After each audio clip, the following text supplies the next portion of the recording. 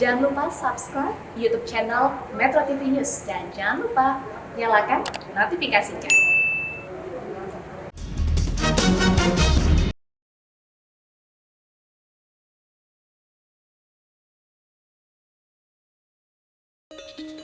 Selamat pagi pemirsa. Otonomi khusus atau Otsus Papua, juga Papua Barat tahun ini sudah berusia 20 tahun. Namun cerita yang kita jumpai tentang provinsi paling timur di Indonesia itu masih tidak jauh beda dengan 20 tahun lalu. Penerapan Otsus yang diiringi dengan dana triliunan rupiah, nyatanya masih saja digayuti persoalan tata kelola dan manajemen anggaran. Pemirsa, inilah editorial Media Indonesia di seri ini Jumat 19 Februari 2021 dengan tema pengawasan dana Otsus Papua bersama saya Leonard Samosir. Dan nanti kami juga menantikan telepon Anda di 021 583 99 100. Dan pemirsa, pagi ini telah hadir di studio Metro TV Ketua Dewan Redaksi Media Group Usman Kansong. Bang Usman, selamat pagi. Selamat pagi, Leo. Sehat-sehat, Bang? Sehat, Leo. Sehat, tapi yang kita akan bicarakan ini diduga tidak sehat. Ini bagaimana mengelola dana otonomi khusus. Tapi sebelum itu pemirsa, kita lihat dulu ada beberapa berita yang menjadi perhatian media Indonesia untuk hari ini. Yang pertama, headline media untuk hari ini, Bang Usman. Daerah diminta kebut vaksinasi COVID-19. Kalau vaksinatornya, kalau tidak salah 30.000 ya total ya. Itu bagaimana mengebutnya, Bang? Ya, ini kan konteksnya pilkada ya. Kemarin kita baru pilkada 200 sekian pilkada dan pelantikan kepala daerah terpilih itu kan bertahap. Sejauh ini banyak daerah yang masih dipimpin oleh PLT. Nah, dikhawatirkan karena dia PLT maka dia tidak melakukan vaksinasi buat rakyat di daerah tersebut. Ya, karena merasa saya PLT misalnya begitu kan. Nah, ini yang didorong oleh Kementerian Dalam Negeri supaya PLT pun, status Anda PLT pun, Anda tetap harus melaksanakan vaksinasi. Sebetulnya konteksnya itu. Ya, kalau dikatakan 30.000 atau 20.000 tadi itu saya kira ya relatif lah. Ya, ketersediaan vaksin juga itu kan masih menjadi tantangan juga bagi kita. Dan kemudian kalau targetnya Agustus 2000, kita 13 bulan ya, 15 bulan tapi Presiden meminta 12 bulan sudah kelar.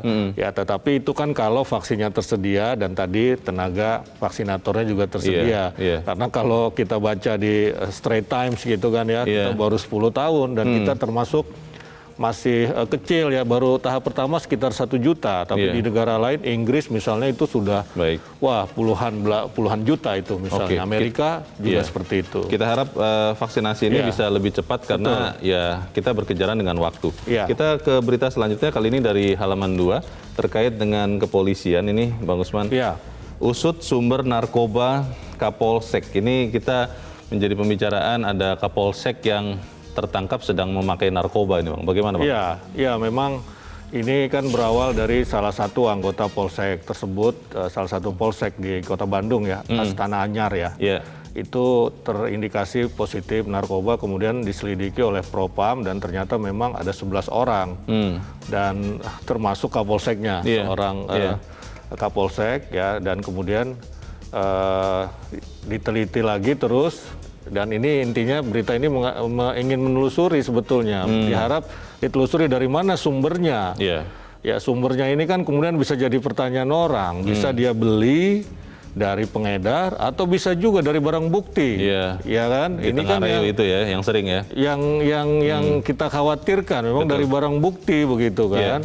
Ya, beli pun sebetulnya kita khawatirkan, tetapi sudah ditindak, sudah diberhentikan dan rencananya memang akan diberhentikan dari jabatannya sekarang ini, nanti akan diberhentikan dari kepolisian, keanggotaan begitu. Kita harap kita tahu nanti ujungnya seperti apa, Bang ya. Kita ke berita selanjutnya, kali ini dari dunia ekonomi, dorong pemulihan ekonomi, Bank Indonesia pangkas suku bunga. Ini beberapa ekonom kemarin memperkirakan sebetulnya tidak akan diturunkan suku bunga, tapi ternyata turun. Ini apa artinya nih, Bang?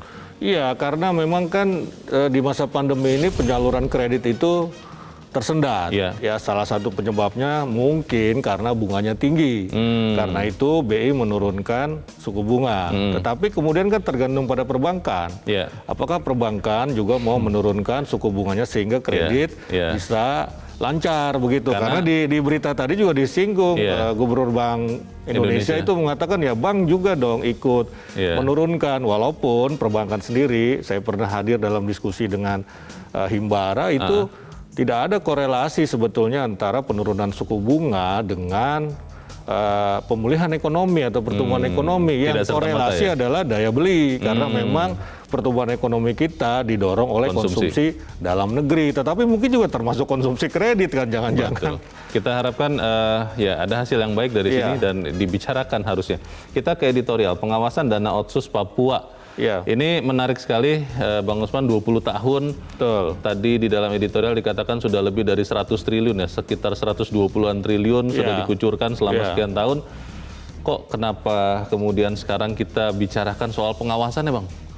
Iya, karena memang ini kan sudah mau berakhir. Otonomi khusus itu berdasarkan Undang-Undang nomor 20 tahun 2001, Undang-Undang nomor 21 tahun 2001 itu berakhir ya tahun ini.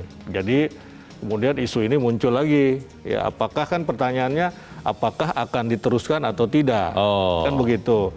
Kalau diteruskan, apa iya pas? Kenapa? Karena anggarannya saja banyak yang diselewengkan, seperti berita kita atau editorial kita hari ini begitu. Jadi kenapa baru sekarang? Sebetulnya dulu-dulu sudah dibicarakan, tetapi ini menjadi lebih ramai karena akan berakhir otsus itu. Nanti kita akan bicarakan lebih jauh setelah.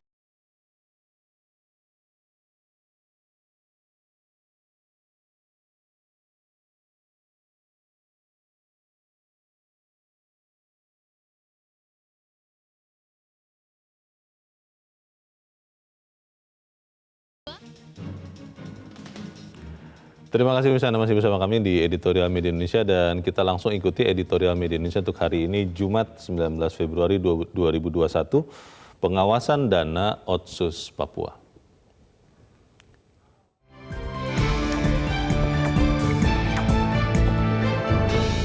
Pengawasan dana otsus Papua.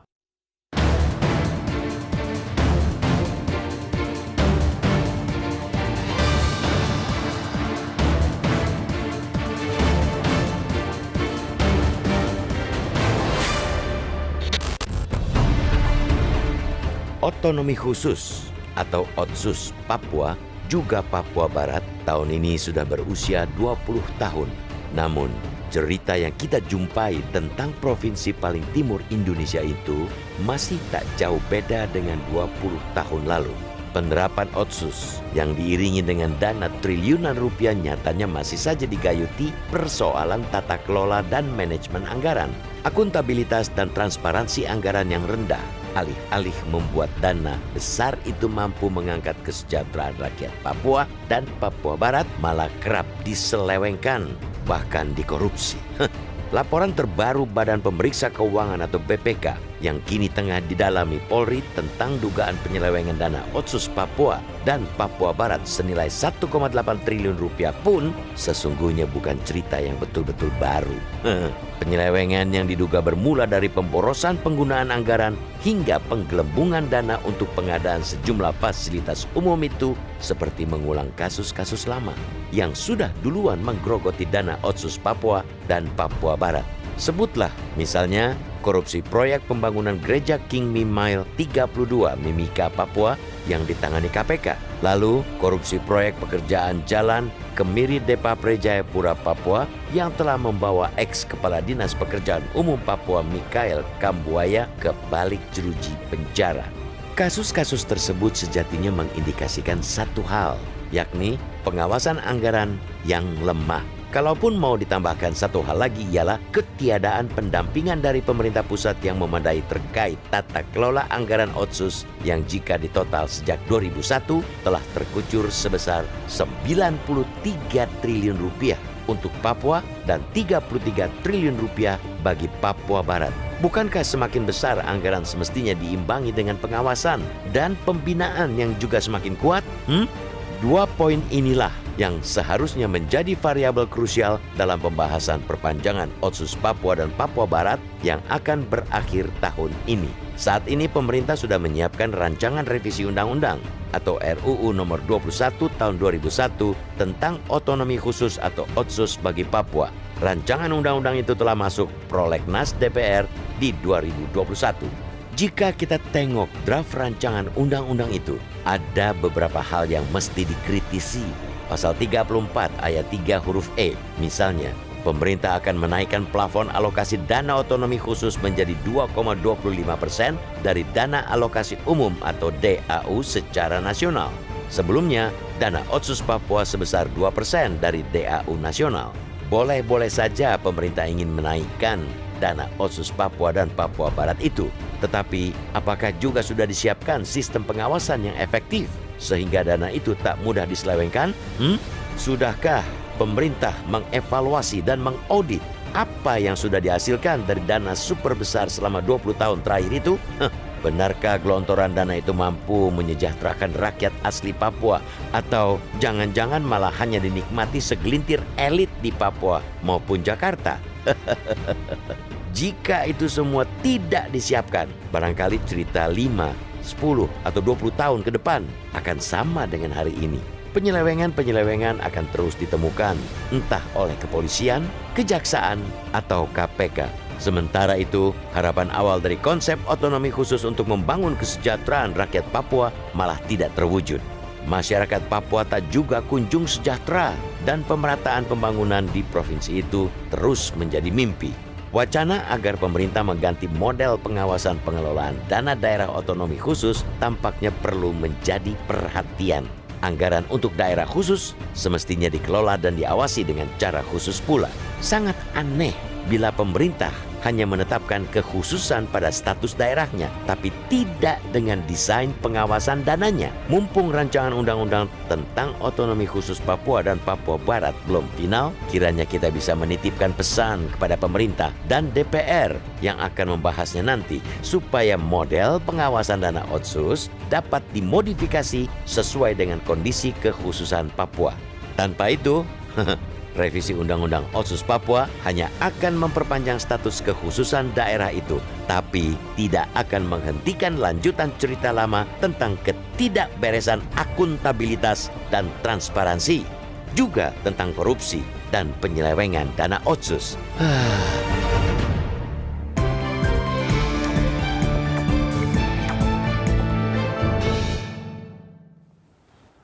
Pengawasan dana Otsus Papua itu yang menjadi bahasan editorial pada hari ini. Bang Usman, ada yang mengatakan begini, Bang. Sebetulnya kan prinsipnya harusnya dikasih kail, jangan kasih ikannya terus.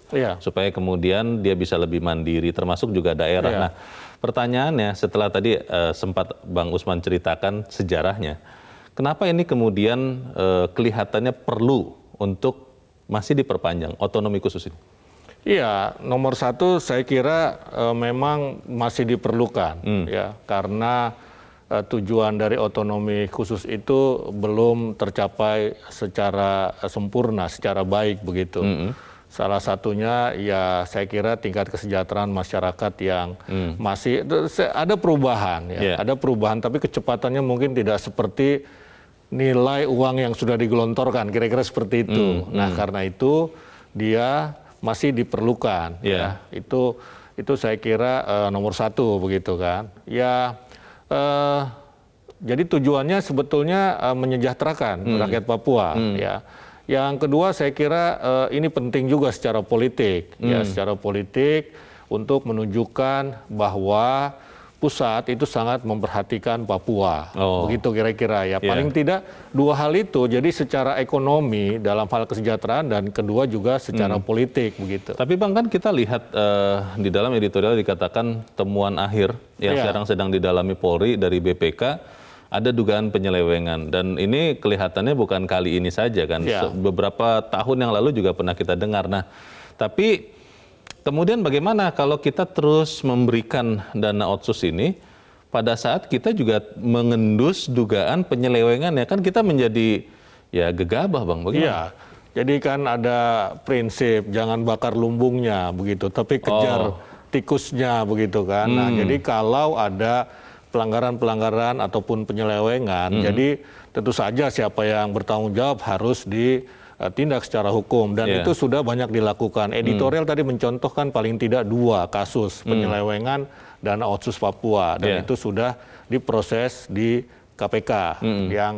Yang kedua, itu berarti kita harus meningkatkan pengawasan, ya, meningkatkan pengawasan, meningkatkan tata kelola, merumuskan regulasi yang kemudian bisa menjadikan penggunaan anggaran itu menjadi lebih efektif. Nah, disinilah letak persoalannya, ya, karena memang pengawasan anggaran Otsus Papua itu sama, ya, seperti pengawasan anggaran-anggaran umum lainnya, begitu kan. Nah, karena itu ada usulan, ya, itu untuk ya dibikinlah aturan yang lebih spesifik, lebih spesial untuk Papua. Tentu saja untuk daerah khusus lainnya seperti Aceh misalnya, begitu. Jadi 2 hal itu yang mestinya kita lakukan. Iya, diduga ini karena kenapa kemudian diduga ada penyelewengan itu, Bang Usman? Beberapa orang mengatakan karena diduga ini hanya uang ini hanya sampai kepada segolongan elit. Di Papua kita ketahui banyak elit-elit masyarakat adat yang memang juga akhirnya memegang posisi-posisi struktural di pemerintahan dimanapun mereka berada. Nah, ini kan sudah dalam tanda petik rahasia umum, rahasia yang lama diketahui, tapi kita tidak pernah juga melihat ada upaya untuk benar-benar membersihkannya kalau memang ada dugaan penyelewengan itu, Bang. Iya, kalau memang dikatakan seperti itu, ya saya kira inilah momentumnya kalau kita ingin melanjutkan lagi. Jadi memang harus kita tanamkan dalam mindset kita bahwa dana Otsus itu bukan untuk memanjakan elit. Ya, jangan memanjakan elit, istilahnya menarik perhatian, menarik hati para elit itu. Ya, tetapi tujuannya adalah untuk rakyat, untuk menyejahterakan rakyat Papua. Nah, karena itu harus jelas pertanggungjawabannya. Ya, pertanggungjawabannya itu siapa? Elit, pejabat diberikan tanggung jawab untuk mengelola dana itu, untuk menggunakannya, kan begitu, untuk rakyat, bukan untuk dirinya. Nah, karena itu pemerintah pusat juga, kalau ada elit yang seperti itu, ya jangan ragu lah. Ya jangan ragu untuk menindaknya, begitu. Karena mungkin ada kekhawatiran, Bang, kalau misalnya tegas, nanti dianggap, wah ini berbahaya, karena kan kita tahu, Bang. Mestinya tidak, mau melepaskan diri. Iya, mestinya tidak, karena mestinya ini akan didukung oleh rakyat, oleh masyarakat. Ya karena kan rakyat juga marah kalau duit yang mestinya untuk mereka dipakai oleh elit, begitu. Justru rakyat akan marah kalau pemerintah mendiamkannya saja, begitu kan. Tapi rakyat akan mendukung pemerintah kalau pemerintah menindak elit-elit yang menyelewengkan anggaran itu. Saya kira kan logikanya begitu saja, tidak terlalu sulit ya secara logika umum. Memang ada urusan-urusan yang berbau politik, kan bisa diurus juga itu sebetulnya. Di dalam editorial dikatakan, Bang Usman, bahwa rancangan undang-undang karena ini kan mau berakhir ya, rancangan undang-undang Otsus Papua dan Papua Barat itu di dalam salah satu pasal mengatakan akan menaikkan dana alokasi khususnya ya, dari 2% menjadi 2,25%. Pertanyaannya, Bang, bijakkah ini dilakukan pada saat ada dugaan penyelewengan yang belum ketahuan ujungnya seperti apa, atau memang sebaiknya ya ditunda dulu, tunggu dulu sampai dugaan penyelewengan ini diketahui terang benderang? Ya, ada beberapa pilihan kan begini. Kalau kita lihat dari tren, yang namanya tren itu tidak pernah turun kan, nilai uang atau harga atau apapun. Karena inflasi biasanya. Karena inflasi biasanya akan naik. Kalau kita lihat trennya itu kan dari 5,2 di awal-awal, bahkan sebelumnya itu lebih rendah lagi tahun 2016 kurang lebih, sampai terakhir kan 5,9 triliun ya untuk Papua. Untuk Papua Barat 2, sekian. Itu memang trennya naik. Ya. Nah, kalau misalkan dikurangin, jangan-jangan itu akan membuat juga ya tidak efektif, artinya tidak semua. Tetapi saya kira memang betul juga harus dipikirkan itu. Ya kalau memang mau dinaikkan, maka pengawasannya juga harus diperkuat, begitu kan, supaya memang duit ini sesuai dengan target penggunaannya. Selama ini siapa ya, Bang, yang mengawasi khusus untuk penggunaan dana Otsus Papua ini? Karena kalau secara umum kan memang di kedinasan atau di kementerian kan inspektur jenderal atau inspektur daerah begitu atau sekda. Nah ini siapa yang mengawasi selama ini, Bang? Nah kalau di berita media Indonesia hari ini ada berita judulnya tentang dana otsus, BPK syaratkan perjelas pertanggungjawaban. Begitu kan? Artinya ini dua hal nih. Bisa tidak jelas siapa penanggung jawabnya, ya. Yang kedua, bisa jadi penanggung jawabnya sudah jelas, tapi pertanggungjawabannya yang tidak jelas, kan begitu. Nah, kalau pertanyaannya siapa yang mengawasi itu, tentu saja di Kemendagri itu ada. Di Kemendagri itu ada namanya Direktorat Provinsi Papua dan Papua Barat. Oh, khusus ya? Iya. Direktorat Jenderal Otonomi Daerah di Kementerian Dalam Negeri. Ya, mestinya itu dia yang mengawasi, tapi kan dia sebatas mengawasi ya, tetapi kan memang harus ketat gitu kan, harus ketat. Nah, kemudian juga persoalan lagi tinggal lagi elit-elit di Papua itu, pejabat-pejabat di Papua itu ya sadarlah ya bahwa memang itu digunakan mestinya untuk sebesar-besarnya kemakmuran rakyat Papua begitu. Bang, kalau kemudian kita bicara Papua, suka tidak suka kita harus akui ada perasaan yang berbeda mungkin, Bang. Iya. Kadang-kadang ada yang merasakan orang dari Pulau Jawa, dari luar Pulau Jawa. Nah, kalau kemudian mau membereskan dugaan ketidakberesan ini, apakah tidak lebih baik kemudian tokoh-tokoh adat Papua itu diajak bersama-sama berbicara dan bicarakannya di Papua saja, tidak usah ke Jakarta, tidak usah ke Pulau Jawa, sehingga kemudian ini benar-benar bisa tuntas, Bang. Karena kalau tidak, nanti jangan-jangan 20 tahun setelah tahun ini kita masih bicarakan hal yang sama. Ya, saya kira mestinya seperti itu. Ya.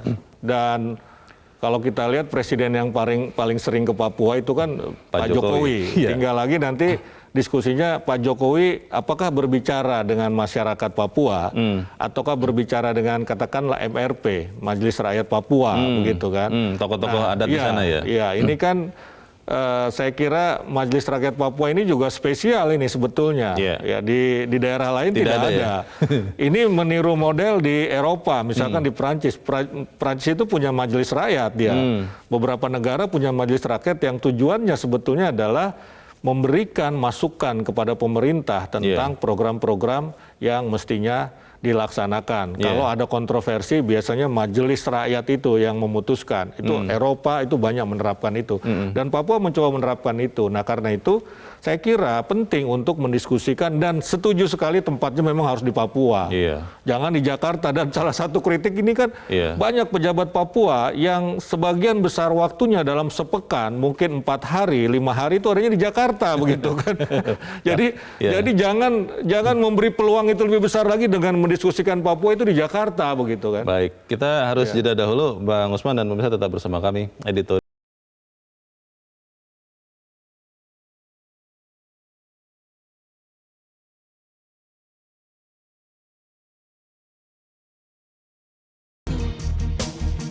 Terima kasih pemirsa, Anda masih bersama kami di Editorial Media Indonesia. Bang Usman, kita ingin bertanya dulu kepada pemirsa Metro TV yang akan berpendapat. Kita sudah terhubung dengan pemirsa Metro TV di Jayapura, Papua, Pak Roy. Pak Roy, selamat pagi. Halo Pak Roy, selamat pagi. Iya, selamat pagi. Selamat pagi Pak Roy. Di Jayapura, Papua, betul ya Pak? Silakan Pak, pendapat Anda bagaimana kita bisa mengawasi dana otsus Papua lebih baik lagi. Menurut Anda bagaimana Pak Roy? Baik, terima kasih. Ya, menurut saya yang pertama kita lihat sejak berlakunya Undang-Undang 21 tahun 2001 kan di bulan Oktober ya 2021 itu kita ketahui bahwa pada saat berlakunya otsus itu terjadi suatu perubahan dinamika yang sangat besar ya. Artinya semua pejabat struktural, artinya dari sisi birokrasi kan langsung dijabat oleh orang asli Papua yang notabene belum ada persiapan sebelumnya gitu. Jadi sebelumnya kan dijabat oleh saudara-saudara kita dari luar tuh sebelum berlakunya otsus. Nah, setelah diberlakunya otsus, seolah-olah kita yang dari sisi birokrasi, dari sisi pangkat golongan yang masih belum berpengalaman, tiba-tiba mengambil tonggak kepemimpinan dari jabatan struktural. Gitu. Nah, kurangnya persiapan kaderisasi yang baik dengan diimbangi dengan dana pusat yang begitu besar sejak 2001 itu sehingga kewenangan dari manajemen pengelolanya belum dipersiapkan secara baik, artinya masyarakat lokal untuk mengelola dana itu. Nah, ini yang mungkin kekurangan kaderisasi dari proses kaderisasi yang dilakukan oleh pemerintah pusat gitu. Iya.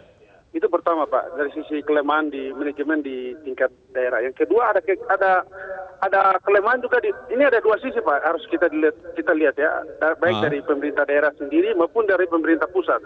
Yang kedua, tadi disinggung tentang Majelis Rakyat Papua. Otsus ini kan baru dikasih Otsus kan dikasih 2001. Tapi 2001. pembentukan Majelis Rakyat Papua, pembentukan MRP kan baru diberikan 2005 melalui PP 54 2004. Ya. Jadi ada ketidakkonsisten di pemerintah pusat juga di sini. Kenapa pembentukan MRP terkesan lambat begitu, ya? Padahal MRP ini adalah roh dari otonomi khusus itu sendiri. Oke. Ibarat tubuh manusia kan tanpa roh kan kita bisa bayangkan, artinya dia ini memperjuangkan hak-hak dasar orang asli Papua. Artinya bahwa dari 2001 sampai 2005 ini kan ada terjadi kekosongan yang bisa menyuarakan hak dasar orang asli Papua. Nah ini kan tidak konsisten dari pemerintah pusat juga. Baik. Gitu. Pak Roy, Jadi, kalau menurut Anda Pak Roy, sebaiknya otonomi khusus ini dilanjutkan dan pengawasannya seperti apa Pak? Supaya tidak ada penyelewengan lagi. Ya ini mungkin format pengawasan, apakah kita pakai seperti dana yang biasa pada umumnya ya, yang dari pemerintah pusat. Mungkin ada semacam, saya tidak ini secara teknis bisa melihat secara format pengawasannya, mungkin ada, ya mungkin dibuat semacam simpel, tapi itu mudah dipahami, tapi dari sisi akuntabilitasnya mungkin ada model yang harus disepakati bersama. Saya pikir seperti itu, artinya jangan hanya satu pihak hanya pemerintah pusat menyiapkan satu format pertanggungjawabannya, tapi juga pemerintah daerah sama-sama dibahas sehingga ini mempermudah tapi mempercepat proses-proses pengawasan begitu. Iya. Baik, terima kasih Terus yang Pak terakhir Roy. Pak, saya mau singgung. Silakan Pak. Tentang sifat dasar orang Papua yang selalu terbuka dan sangat memberi ruang bagi semua masyarakat Indonesia dan suku lain untuk sama-sama dalam pengelolaan dana Otsus ini ya Pak. Ya. Walaupun Papua terkesan memiliki status otonomi khusus, tapi ini kan terkesan seperti Papua ini sangat Nusantara banget gitu. Saya tetap memberikan ruang bagi semua bangsa dari suku bangsa untuk terlibat dalam pengelolaan dana Otsus dan bahkan menikmatinya Pak. Baik. Semua anak bangsa harus terlibat. Terima kasih Pak Roy di Jayapura, Papua. Selamat pagi. Di belakang Pak Roy ada Pak Edward di Bengkulu. Pak Edward, selamat pagi. Selamat pagi Bung Leonard, selamat pagi Bung Usman.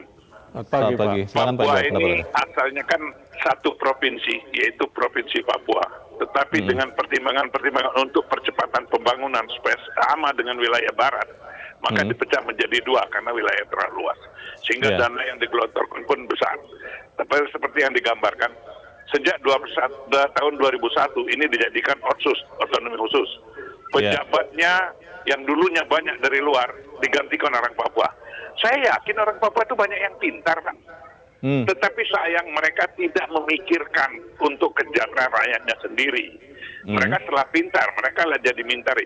Kenapa? Kalau menurut data, itu dana Otsus itu 17 kali lebih besar dari dana untuk per orang untuk di wilayah daerah lain. Berarti sangat makmur sebenarnya. Kalau dibagikan aja, gelontorkan secara tunai kepada masyarakat orang per orang, satu bulan mereka bisa terima 2 juta, sudah makmur sudah hidupnya. Tapi itulah kira-kira 2 juta satu orang itu sudah dapat itu.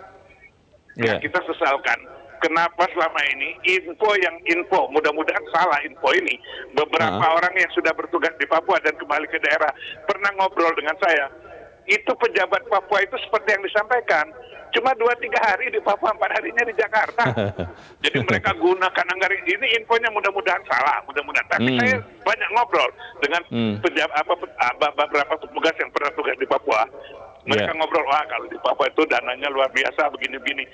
Padahal rakyat di pemerintah pusat itu sangat berharap Papua melebihi Indonesia bagian barat karena sumber dayanya ada. Tinggal sumber daya manusia, sumber daya manusianya sudah banyak sekali. Tetapi kita sesalkan mereka tidak memikirkan rakyatnya sendiri. Mudah-mudahan untuk selanjutnya mereka akan pikirkan itu bagaimana meningkatkan sejahtera rakyatnya karena dananya sudah ada. Oke. Terima kasih. Terima kasih Pak Edward di Bengkulu untuk pendapat Anda. Selamat pagi. Di belakang Pak Edward ada Pak Ronald di Jakarta. Pak Ronald, selamat pagi. Selamat pagi Bung Leo, selamat pagi semua pemirsa Metro TV. Saya Ronald Roromana, saya dari Pakpak, Papua Barat, tapi kerja di Jakarta. Oke. Dan ya bagaimana Pak ya kalau kita bicara terkait dengan dana otsus yang begitu banyak, begitu besar, tetapi tidak berbanding lurus dan pembangunan di daerah memang sangat memprihatinkan. Tetapi mungkin ini bisa kita jadikan pelajaran untuk kedepannya, bahwa yang pertama pengawasan itu perlu ada Pak. Karena bagaimanapun kalau dana otsus ini kita lakukan diberikan pemerintah lagi dan tidak ada pengawasan, artinya harus ada syarat pengawasan, monitoring yang ketat, pelaporan, akuntabilitas yang baik, sehingga bisa dipertanggungjawabkan. Nah itu dari sisi pengawasan, tapi yang tidak kalah pentingnya Pak, mengenai otsus, jangan kita bicara otsus hanya dananya saja. Karena kalau kita bicara otsus hanya dananya saja, jadi yang istimewa dari otsus itu hanya dananya saja. Tapi yang tidak kalah penting adalah hak kelola bagi masyarakat Papua itu sendiri harus diperhatikan. Karena selama ini yang menjadi istimewa dari otsus itu hanya dana, tetapi kalau kita bicara bagaimana pemerintah Provinsi Papua menjalankan otonomi khusus, itu semua terganjal. Salah satu contoh adalah Undang-Undang Otonomi Khusus terkait dengan sumber daya alam. Sampai hari ini, masyarakat Papua yang hutannya berlimpah kaya, mereka tidak bisa mengelola hutannya sendiri karena terganjal oleh aturan-aturan di pusat, sedangkan otonomi khususnya itu sudah ada begitu. Jadi jangan kita hanya bicara masalah dana otsus saja, tetapi hak kelola itu harus ada. Otsus harus benar-benar dijalankan, bukan hanya terkait dengan dananya saja. Mungkin itu saja dari saya, Bung. Baik, terima kasih Pak Ronald di Jakarta. Menarik yang dikatakan Pak Ronald ini, Bang Usman. Beliau orang Papua dari Pakpak yang bekerja di Jakarta. Perlu diperhatikan bagaimana rakyat punya hak kelola, karena dugaannya ya mungkin pemerintahnya yang kurang bicara, kurang awas, bagaimana Bang? Ya, setuju sekali. Memang seperti dikatakan Pak Ronald, jangan sampai dalam pikiran kita bahwa kekhususan Papua itu ada di dananya yang besar itu tadi. Tapi bagaimana mengelolanya. Cuma kan Pak Roy tadi sudah mengatakan bahwa sejak otonomi khusus itu pejabat-pejabat yang tadinya dipegang posisinya oleh orang-orang luar Papua, pendatang katakanlah seperti itu kan kemudian diserahkan kepada orang-orang Papua. Itu juga sebetulnya sudah salah satu implementasi dari apa yang ingin disampaikan oleh Pak Ronald tadi. Biarlah rakyat Papua yang mengelola daerahnya sendiri. Tinggal lagi bagaimana dengan sumber daya alam, kan itu. Sumber daya alam. Itu kan bisa dilihat dari pengelolaannya dan bisa dilihat dari hasilnya. Apakah dinikmati oleh sebagian besar masyarakat Papua? Saya kira itu. Begitu kan? Nah, itu juga menjadi hal yang penting. Tapi catatan Pak Ronald sangat penting supaya memang rakyat Papua diberikan porsi lebih besar lagi untuk mengelola alamnya sendiri begitu, atau kekayaan alamnya sendiri begitu. Nah, terkait dengan apa yang disampaikan oleh Pak Roy, kalau memang banyak pejabat Papua yang belum katakanlah mumpuni. Nah, ini kan memerlukan asistensi berarti kan. Memerlukan asistensi. Walaupun pertanyaan apa iya sudah 20 tahun tidak juga belajar dalam pengelolaan anggaran. Ya bisa saja seperti itu. Nah, karena itu yang kedua adalah selain asistensi adalah dilakukan katakanlah semacam pendidikan begitu ya. Pelatihan bagaimana mengelola anggaran yang baik. Bukan cuma asistensi, ya membantu kalau asistensi kan, ya membantu bersifat sementara, tetapi ketika dia mendidik bagaimana mengelola anggaran itu akan berlaku lebih panjang gitu. Nah, itu perlu dilakukan supaya nanti pengelolaan anggarannya itu benar begitu. Rahasia umum Bang, yang tadi kita sudah sempat sebut beberapa kali bahwa diduga beberapa pejabat di Papua itu lebih banyak tidak di Papua. Ini menjadi masalah yang sudah bertahun-tahun kita ketahui, tapi mungkin juga tidak selesai. Kita akan bicarakan selepas jeda dan bisa tetap bersama kami.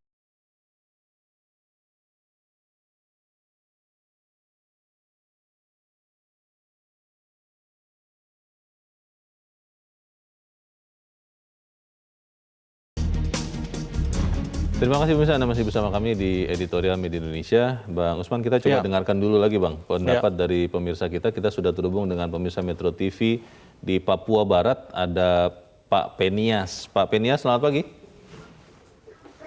Selamat pagi, Pak. Leo. Selamat pagi, Pak. Ya. Ya, silakan Pak Penias, pendapat Anda. Ini mungkin karena jarak kita Pak ada sedikit lag di dalam komunikasi. Tapi silakan Pak Penias, pendapat Anda soal dana otsus Papua ini. Baik Pak, kalau pendapat saya, dana otsus ini sudah berjalan dengan baik. Akan tetapi kami masyarakat Papua ini bukan tidak menyentuh, sudah menyentuh. Cuman yang kami sarankan di sini adalah dari pemerintah pusat agar membatasi yang namanya pembangunan itu sehingga dana otsus ini benar-benar dia menyentuh kepada rakyat yang paling di bawah.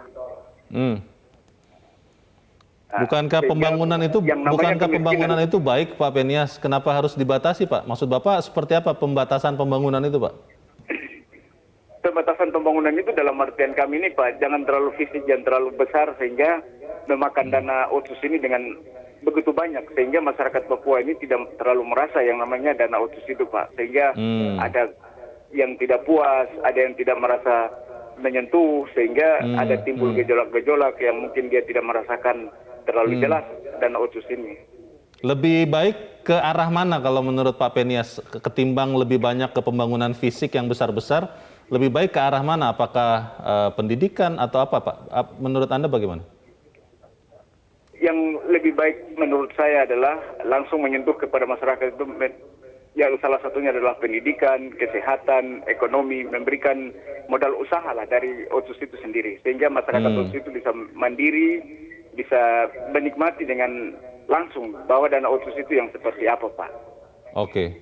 Pak Penias, ada pertanyaan begini Pak. Ini konon katanya, saya juga tidak punya jawaban pasti, ada beberapa pejabat di Papua yang lebih banyak tidak di Papua, lebih banyak waktunya katanya di Jakarta. Itu benar atau tidak sih menurut Anda Pak Penias? Pak, hal itu bagi saya, karena saya ini orang kampung, saya tidak tahu sampai ke pejabat itu ada di Papua, tapi pejabat itu mereka melayani kami itu dengan hati. Cuman yang turun ini ada pejabat ini kan banyak. Ada bupatinya, ada bupati kecil sampai ke tingkat kami. Maka dana itu tidak terlalu menyentuh sampai ke kami. Sehingga kalau pejabat lebih banyak di Papua itu kami tidak tahu. Oke. Baik. Terakhir Pak Penias, apa Pak harapan Anda supaya dana otsus ini bisa diawasi lebih baik?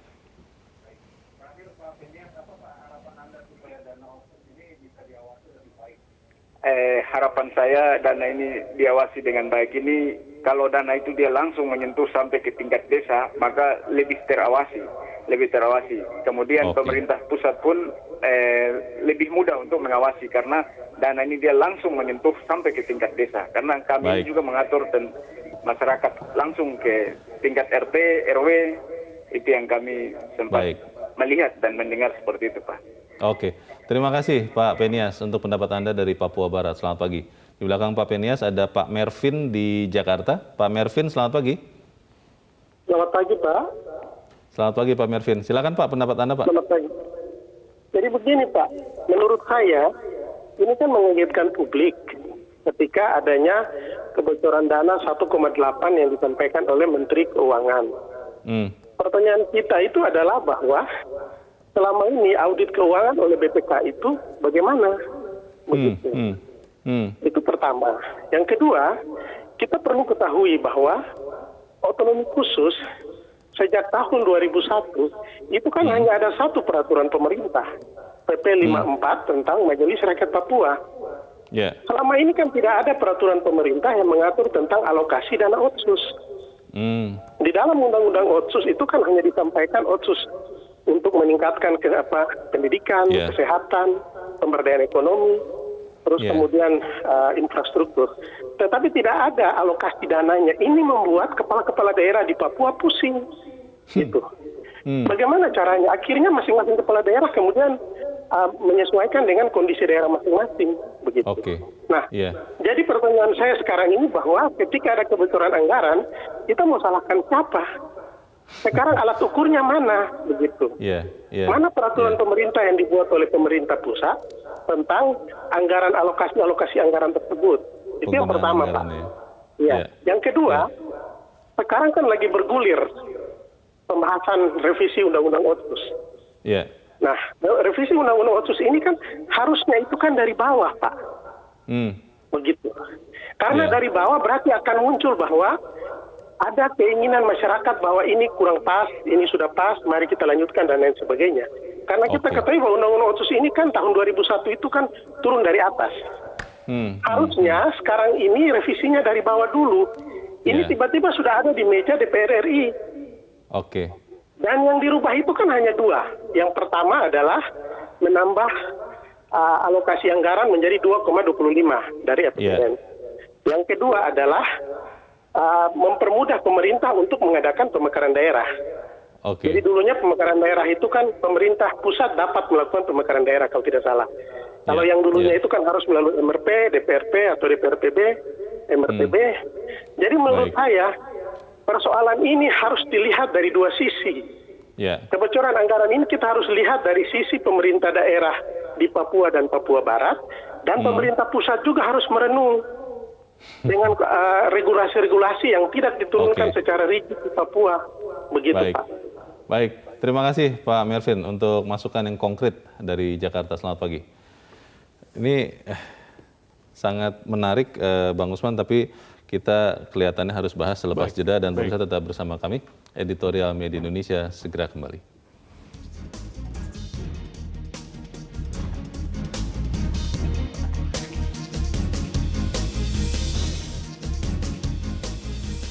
Terima kasih pemirsa, Anda masih bersama kami di Editorial Media Indonesia. Kita di bagian akhir dari diskusi kita pagi ini. Bang Usman, tadi ada dua penelpon yang mengatakan bahwa ini sebetulnya harus diperbaiki menyeluruh, Bang. Bukan hanya dari pusat, bukan hanya dari daerah. Bagaimana, Bang? Ya, setuju. Jadi seperti saya sampaikan tadi, memang ini memerlukan pengawasan pemerintah pusat, juga pembentukan regulasi. Kalau tadi dikatakan PP-nya belum ada, ya coba kita periksa begitu kan. Tetapi saya kira PP itu kan mengatur alokasi yang sifatnya besaran. Ya, besaran maksudnya begini, ya dana otsus digunakan untuk pendidikan, tapi mungkin berapa besarnya pendidikan itu, apakah perlu diatur atau tidak, misalkan 20% dari dana otsus dan segala macam, itu kan dilihat dari konteksnya, kebutuhannya seperti apa kan begitu. Jangan-jangan memang kesehatan yang lebih besar daripada pendidikan atau sebaliknya begitu. Nah, tapi yang penting dari Pak Mervin tadi adalah bahwa harus ada regulasi yang spesial, yang khusus begitu. Misalnya begini, itu kan dana otsus itu dicampur dengan APBD. Ya, jadi ini juga saya kira perlu jadi bahan diskusi, apakah nanti harus dipisah APBD disendirikan ya? Iya, otsus supaya pengawasannya lebih enak, penggunaannya juga lagi lebih enak, tidak bercampur dia begitu kan. Nah, itu juga perlu dipikirkan. Artinya harus ada desain dalam bentuk regulasi seperti apa penggunaan dana otsus Papua itu begitu. Saya kira itu. Kalau usulan tadi Pak Penias mengatakan jangan terlalu banyak pembangunan fisik katanya. Jadi menurut beliau ya mungkin boleh ke pendidikan langsung, boleh langsung ke desa. Itu bagus atau bagaimana, Pak? Iya, saya kira kan begini, pertarungannya kan apakah tadi Pak Erdogan sudah menyampaikan kalau dikasih tunai aja sebetulnya lebih sejahtera dari daerah Indonesia Barat kan begitu kan. Tetapi kan bukan itu tujuannya. Ya kalau itu kan namanya memberi ikan.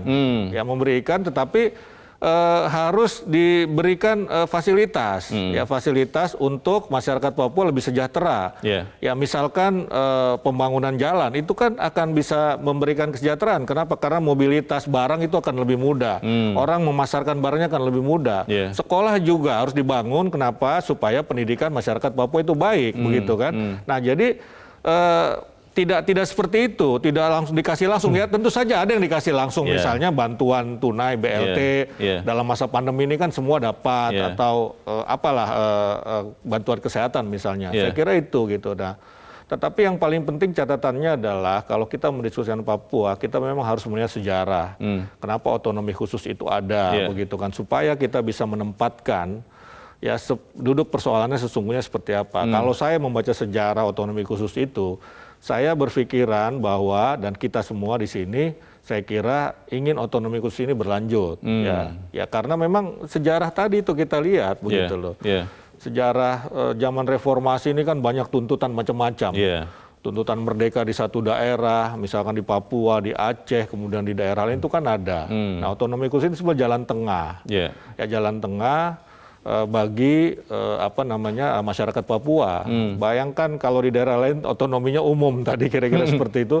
Papua dan Aceh itu diberikan secara spesial tentu saja dengan ibu kota Jakarta. Tapi ibu kota Jakarta ceritanya kan lain begitu kan. Memastikan supaya tidak ada dugaan penyelewengan, Bang. Supaya benar-benar rakyat di Papua, rakyatnya yang ikut sejahtera, bagaimana, Bang? Iya, pengawasan saya kira penegakan hukum itu penting. Ya, tidak boleh ragu. Dan saya kira pemerintah pusat tidak ragu juga. Mantan gubernur Barnabas Suwebu itu menjadi tersangka korupsi, terpidana korupsi. Ya, jadi tidak Lukas NMB gubernur sekarang juga pernah diperiksa polisi begitu kan. Nah, jadi keraguan itu tidak boleh ada dan saya kira pemerintah pusat tidak ragu. Jadi harus ketat pengawasannya, penegakan hukumnya ketat, tetapi kembali lagi bagaimana juga membuat masyarakat Papua, pejabat Papua itu mampu mengelola anggaran secara baik. Secara mandiri juga ya? Iya, betul. Baik, semoga itu bisa dilakukan. Kita nanti akan pantau sama-sama. Bang Usman Kansong, terima kasih Bang sudah hadir di tempat ini. Selamat pagi. Sama-sama, Leo. Pemirsa, model pengawasan dana otonomi khusus sekiranya dapat dimodifikasi selagi rancangan undang-undang tentang otonomi khusus Papua dan Papua Barat belum final agar bisa sesuai dengan kondisi kekhususan Papua. Tanpa itu, revisi undang-undang Otsus Papua hanya akan memperpanjang status kekhususan Papua, tapi tidak akan menghentikan lanjutan cerita lama tentang ketidakberesan akuntabilitas dan transparansi, juga tentang korupsi dan penyelewengan dana Otsus. Semoga itu yang terjadi, dan pemirsa, inilah akhir dari editorial Media Indonesia. Saya kembali bergabung bersama teman-teman Sarah Wayne dan Jason Sambo. Teman-teman silakan. Ya, terima kasih Leonard Samosir atas pembahasannya di editorial Media Indonesia.